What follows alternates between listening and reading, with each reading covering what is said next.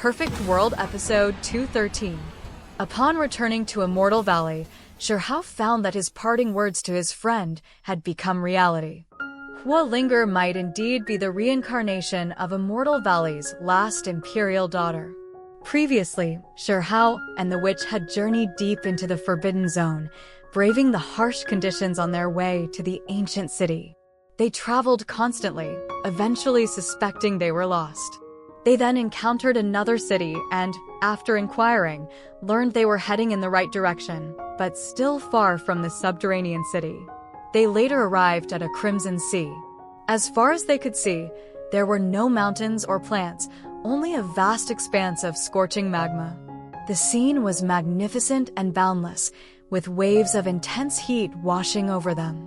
This time, they didn't deviate from their path because they found a nearby stone tablet. It proclaimed the area safe, even suggesting opportunities awaited. A massive crimson fish, a Kuan fish brimming with divine essence, then surfaced from the magma.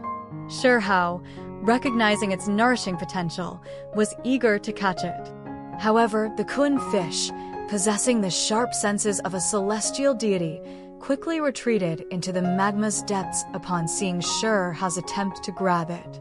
Shi Hao hadn't anticipated a formation at the sea bottom, which allowed the Kuan fish to escape. The witch reminded him that despite the stone tablet's claim of safety, some danger likely remained. After all, the message was left by a supreme expert. While those above the sect master level might be safe, those with only celestial deity level strength, like themselves, could face challenges. The witch, undeterred, suggested they press on. She was confident their combined strength could overcome any peril, and they could always flee if necessary. Shi Hao agreed, and they continued forward. A few days later, a gigantic skeleton rose from the sea, its terrifying bony claws reaching for them. Shi Hao sensed its immense power, enough to instantly kill even a sect master. The witch quickly summoned her stone pig to block the attack. She speculated the skeleton belonged to a terrifying creature from the immortal ancient era. Though just bones, consciousness still resided within its skull.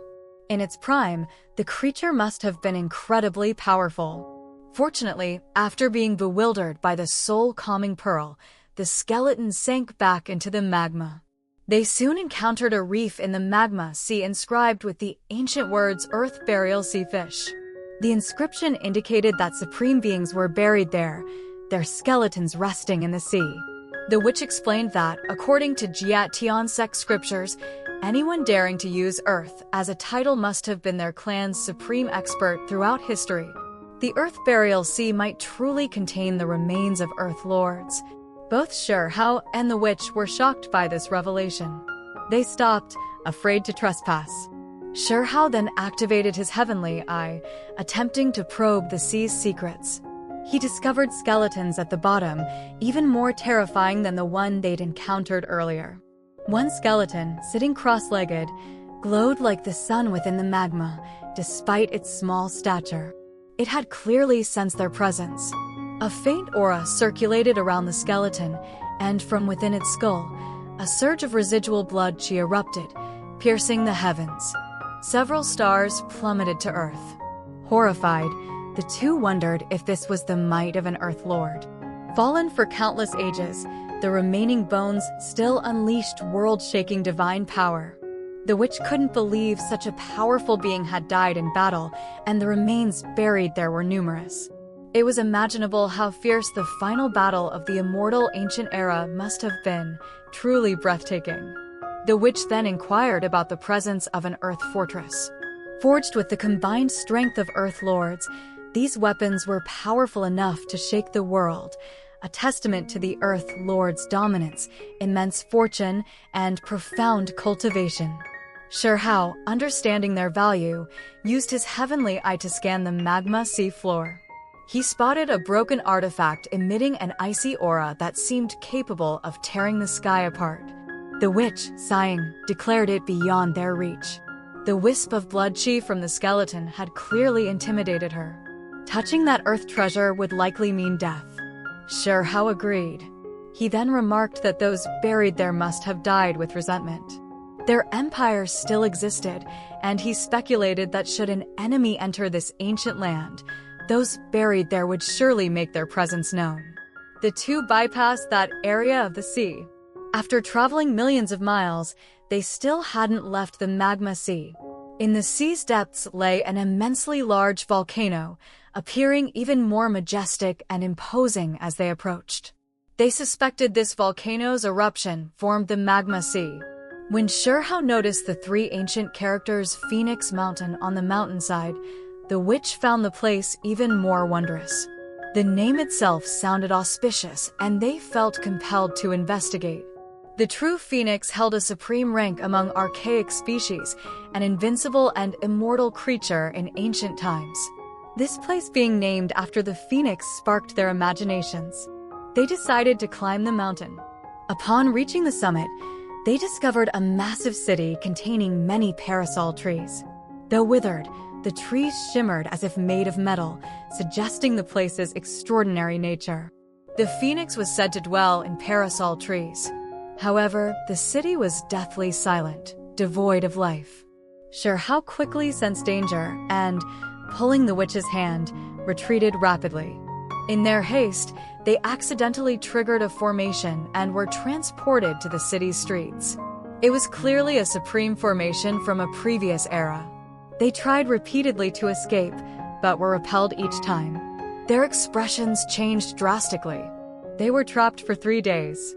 On the 5th day, a giant, one-legged monster carrying a spiked club appeared in the city. Shi Hao tried to use his heavenly eye to see its face, but it was obscured by mist. As the monster slammed its club down, houses and parasol trees shattered. However, the ancient Phoenix City was strange. As the one-legged monster walked past, the destroyed buildings immediately repaired themselves. Shi Hao and the witch were panicked. They had tried many times to escape, but had failed. Now, the one-legged monster was approaching them. Another loud boom echoed as the spiked club swept past, grazing their heads. More buildings exploded. After the one-legged monster's rampage, the area became quiet again. The monster vanished into thin air. Shi Hao and the witch stared in dumbfounded amazement. Such a massive monster had simply evaporated, as if it had never existed. Another half a month passed, and both were helpless, unable to find an escape.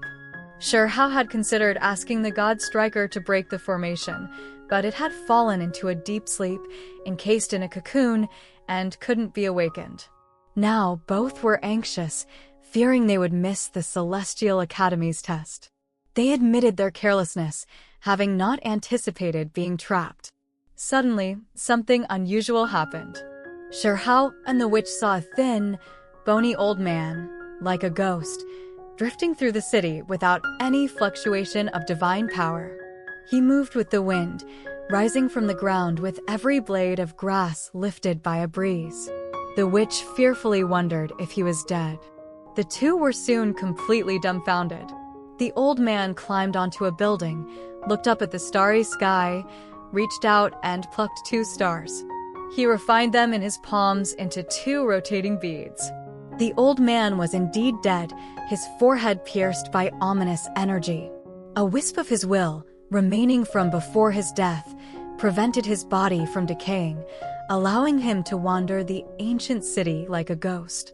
The old man's power during his life must have been incredibly formidable, evidenced by his ability to pluck stars from the sky.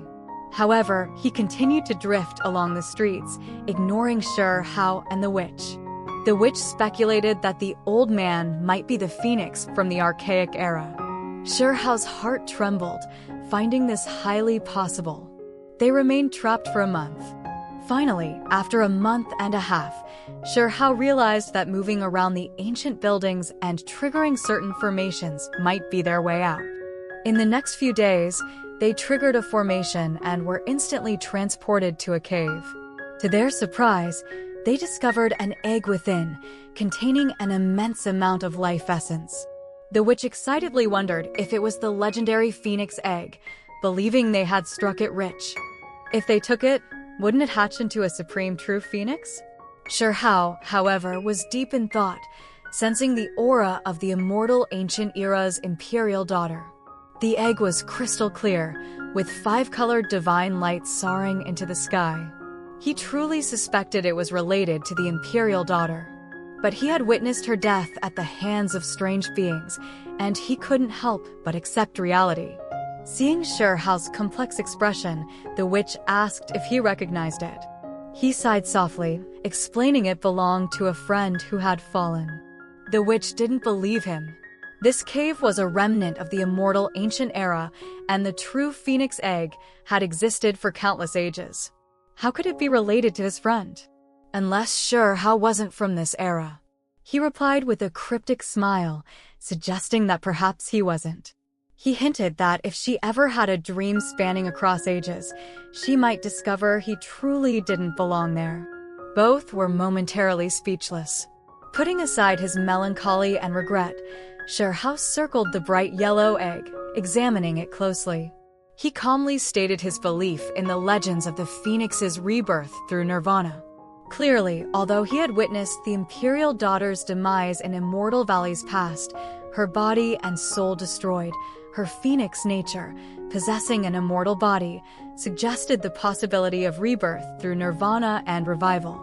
Now, Shi Hao sensed the Imperial daughter's aura on this egg. He couldn't find any other suitable explanation. The witch agreed, acknowledging that for the supreme ancient race of the phoenix, rebirth through fire wasn't impossible. Shi Hao then used his heavenly eye to search for any soul imprint of the Imperial daughter within the egg. He was quickly disappointed. The egg's interior was filled with blazing fire and immense life essence, but there was no imprint of the Imperial daughter. Shi Hao felt a pang of disappointment. He had sensed her aura, but her soul was absent. For an immortal egg, whether hatching or undergoing nirvana, an imprint should exist within. There could be no mistake. The witch quickly concluded that the phoenix's nirvana had failed, its soul lost, and only its divine essence merged with the egg. Shi Hao fell silent. He had hoped the bright egg represented a chance for the Imperial daughter's rebirth, but reality proved cruel. The witch, with greed in her eyes, pointed out that even with the failed nirvana, the egg, equivalent to an elixir of immortality, was a priceless treasure. However, Shi Hao remained firm, declaring the egg untouchable. The witch, perceptive of Shi Hao's complex emotions, wisely didn't argue. Instead, she offered it to him, along with some advice. She suggested giving the egg to a fire attribute cultivator to cultivate with, potentially awakening a bit of the phoenix's true spirit and immensely benefiting the cultivator. Shi Hao immediately thought of Huolinger as the perfect candidate. However, he was about to depart for Celestial Academy and didn't know when they would meet again. He had no time to return now. Shi Hao had a hunch that the immortal egg and Huolinger shared an inseparable connection. For a moment, he felt like he grasped a fragment of time, but it quickly slipped away.